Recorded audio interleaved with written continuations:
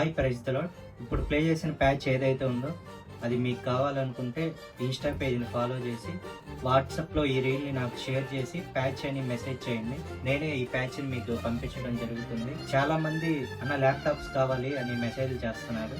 మన దగ్గర laptop with బ్యాకప్తో ఉన్నాయి. ఎవరైనా కావాలనుకుంటే మెసేజ్ చేయండి. Praise the lord.